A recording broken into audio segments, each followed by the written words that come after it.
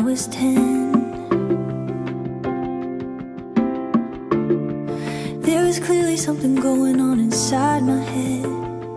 Do you know what it might have been?